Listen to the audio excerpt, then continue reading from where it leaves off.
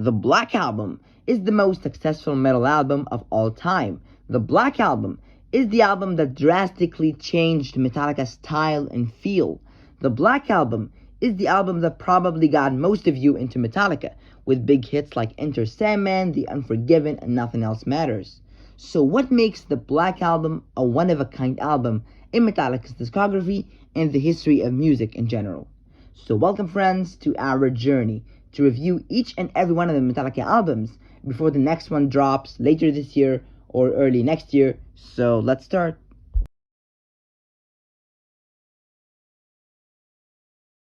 Metallica made 4 albums in the 80s, Kill 'Em All, then Ride the Lightning, then Master of Puppets, then Justice For All. And each time it seems to get more complex and more progressive. And when it came to Justice For All, it seemed that Metallica had reached the maximum capacity of how complicated the songs can be on a Metallica record. There was no place left to go after that. So Metallica were sure that their 5th album wouldn't be just another upgrade in complexity and craziness, but would rather be a gigantic downgrade from the previous album. And we really felt that there was something specific that we wanted to do, which was to sit down and try and write simple songs. Simple songs compared to what? I mean, simple songs compared to where we'd been before. So instead of writing blasting 8-minute songs that had over 7 riffs in a single composition, Metallica chose to write 4 or 5-minute songs with on average 2 or 3 riffs, and sometimes only 1, depends on what you count a riff.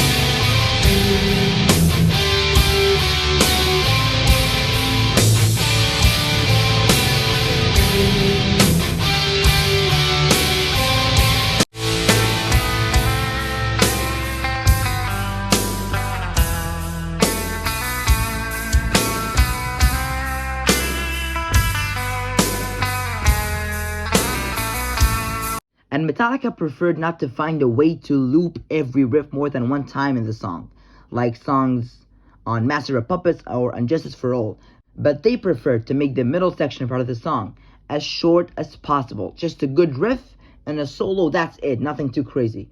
And they did that on Sad But True and Holier Than Thou, which is super different compared to how Metallica did it on The Freight End of Sanity and Master of Puppets. And there were a few songs done in the 80s that would have predicted the Metallica sound they would do on the Black Album.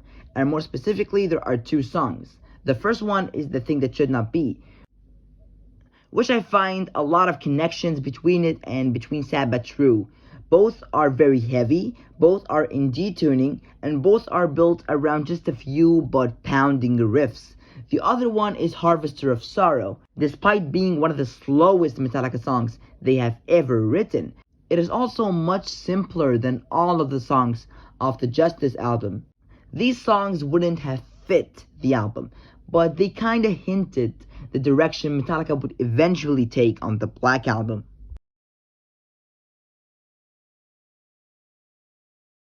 Bob Rock produced the Black Album, and there is no denying the quality of production he brought to Metallica. The Black Album's production is really one of a kind. After the controversial mix on Justice For All and on Ride the Lightning, the Black Album shined to be one of the best produced albums in history of heavy metal. Everything on it sounded sonically amazing, and one of these things is the snare. It was really everything any Metallica fan could hope for. It sounded buff, powerful, meaty.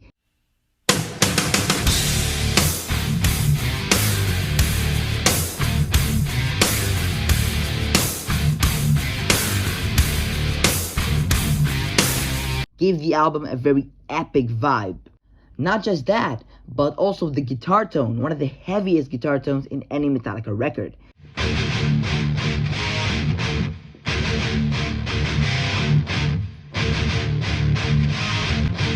combined with the drums, it made it sound so epic and powerful. Jason finally had his turn to be an audible part of the record. As Bob Rock always says, bass frequencies have to be there to make it a great album. And he surely delivered. The Black Album is full of bass parts and stuff that shined and gave the album so much more character.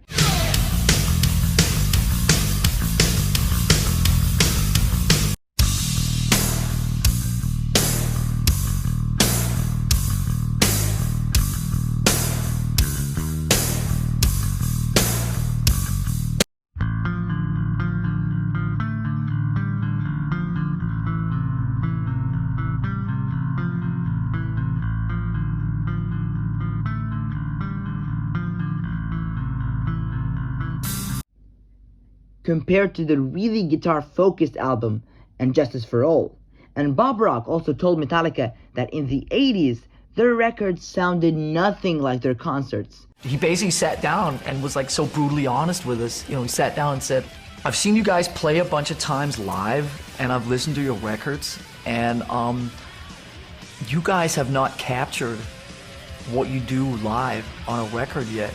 And that he wanted to capture the epicness of a Metallica concert in a Metallica record. And yes, they delivered. The Black Album's production sounds like a live performance. And something else about the record is how powerful and epic it sounds. Metallica had a songwriting trick that helped them in that trademark iconic Black Album sound. Sometimes they would slow down the riff or have a simpler drum beat in the background or simply break it down.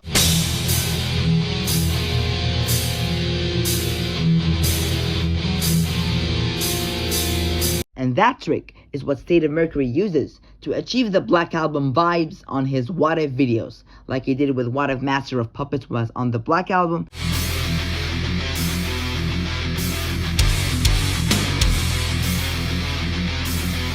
and What If Battery was on the Black Album.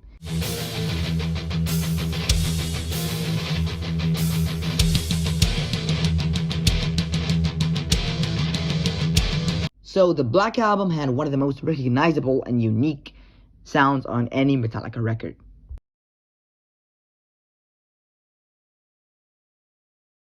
James Hetfield is a singer, not just someone who screamed or shouted, and the first time James really began to sing was the Black Album.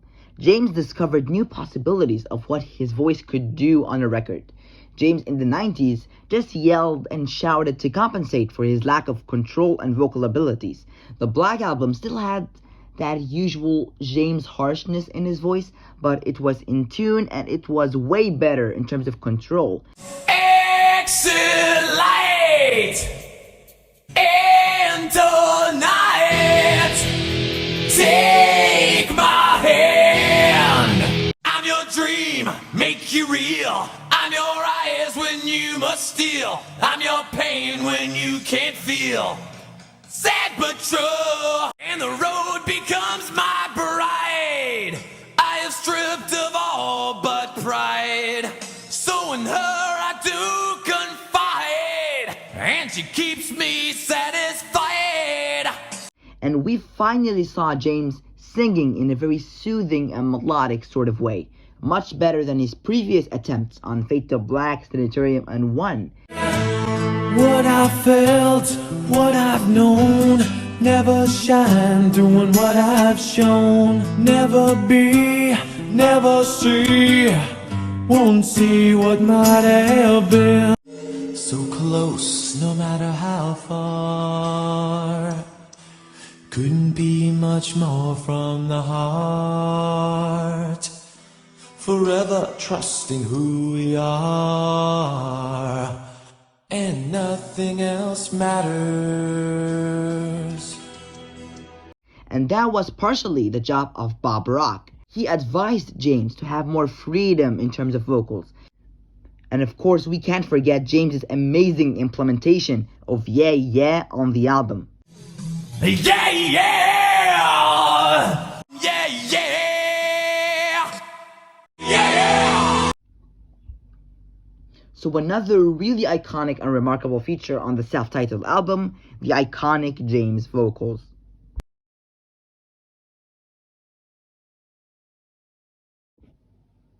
Metallica began the experimentation and doing untraditional stuff on the records in the 90s, on the Black Album, Load and Reload. And the first album that started that was, of course, the Black Album. Metallica began to do some weird stuff on their songs, began using random objects and even a gun in the process of making their songs. I come into the studio one morning, there's a fucking table like from here to Gibraltar that has like, you know, like just tambourines and wood things and shit and things that, you know, you shake and, I mean, just things you just hit with sticks and with iron and things that clap. I mean, just any kind of sound you could ever imagine.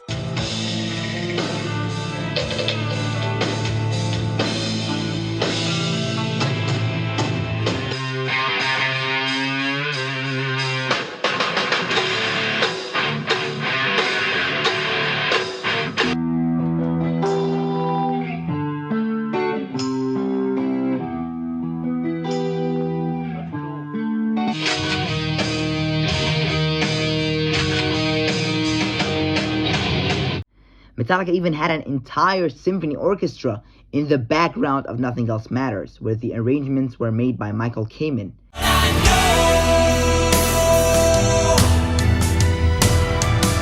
Wherever I Made Room 2 had a lot of unusual stuff in it. A sitar in the intro,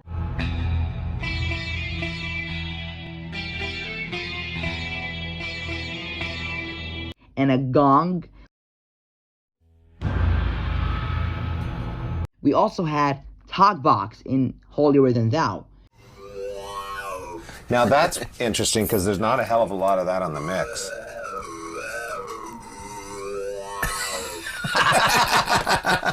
The guy's throwing up. And also that weird but beautiful chorus in Sad But True. And Kirk's U2. And U2 guitar. And it kind of, the thing that's great about it is it actually works well with this. That's really cool. So basically, the Black Album set the road for Metallica to create even crazier experiments on future albums.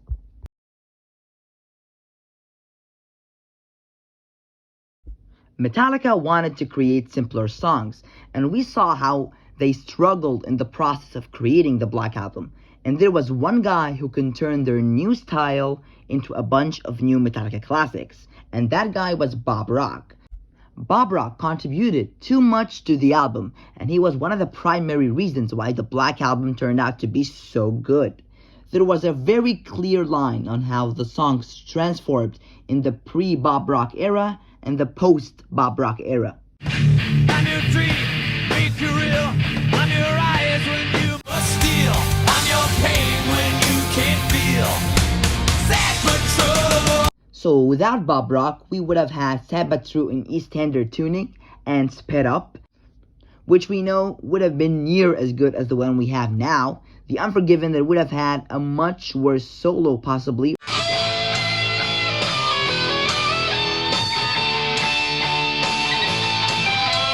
Ruining the song.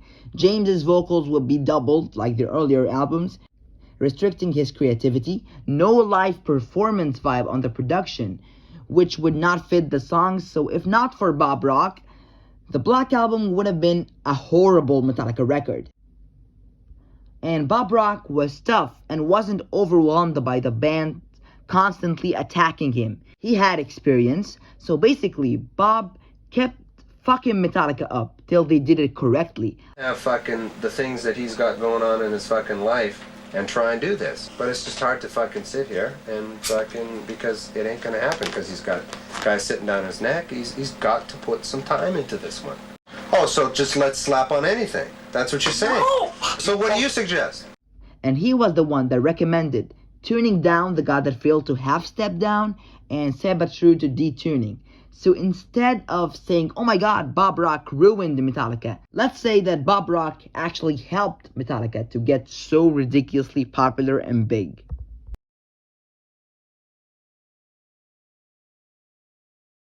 So when it comes to the Black Album, what are the big hits, the big boys, that the album is known for?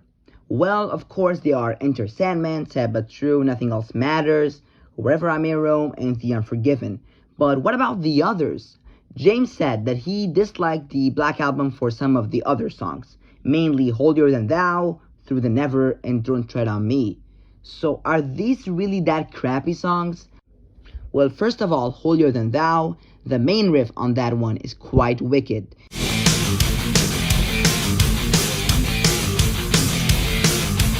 And Kirk's solo on here beats everything he did on Hardwired.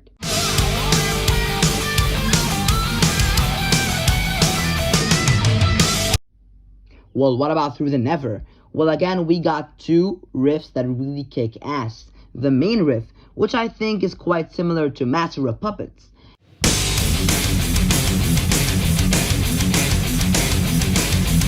And the verse riff, which I think is amazing. The Kirk solo on here is pretty sweet too.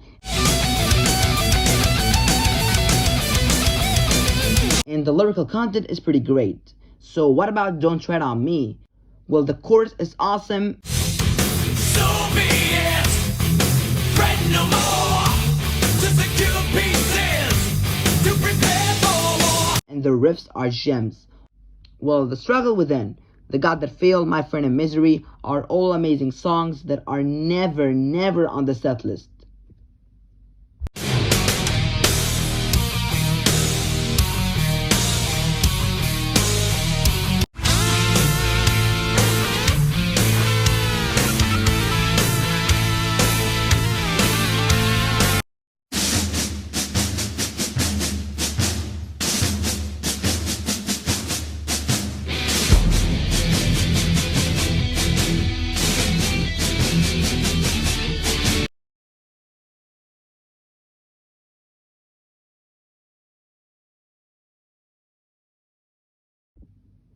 Kirk has already proven on 4 albums to be an incredible lead guitarist, writing some of the most epic solos in metal history, and his skill continues to shine on the Black Album. Every single one of his solos is so great and has a lot of variety. Some are really wah-oriented.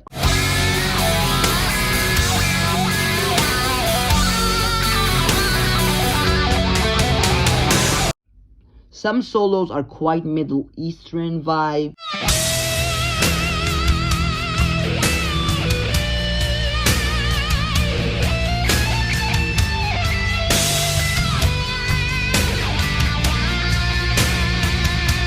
Some solos are quite simple sounding, but yet so great.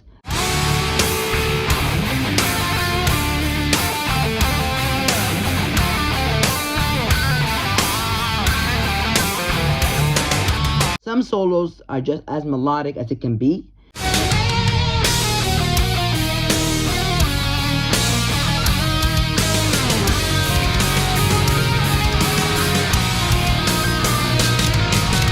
And some solos are just as shreddy as hell.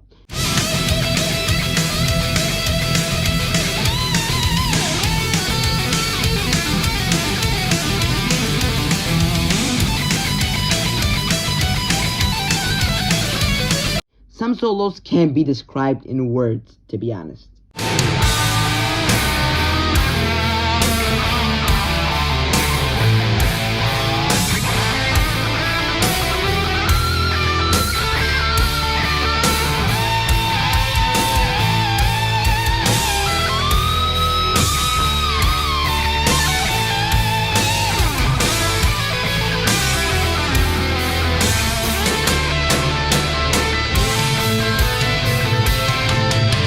A lot of variety when it comes to his soloing on the album. Good job, Kirk.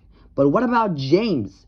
James has already written 2 solos for Metallica. The one from Master of Puppets in the middle section, and the one from To Live Is To Die. And the third one is present on Nothing Else Matters, the biggest Metallica hit ever. Had a really short but a sweet and iconic James solo.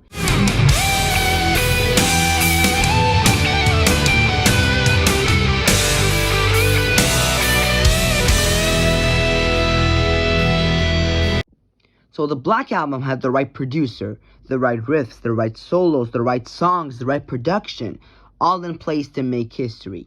And they did. The Black Album sold over 30 million copies around the world. Nothing Else Matters just hit 1 billion views on YouTube. One of the few rock or metal songs that hit that, because the music industry is so broken at the moment, only promoting pop and shit. And was one of the few albums that stayed on the Billboard 200 chart for more than 500 weeks. The Black Album is an iconic Metallica record, something that would never be recreated in terms of Metallica's discography, all the entire metal genre. So good job, Metallica.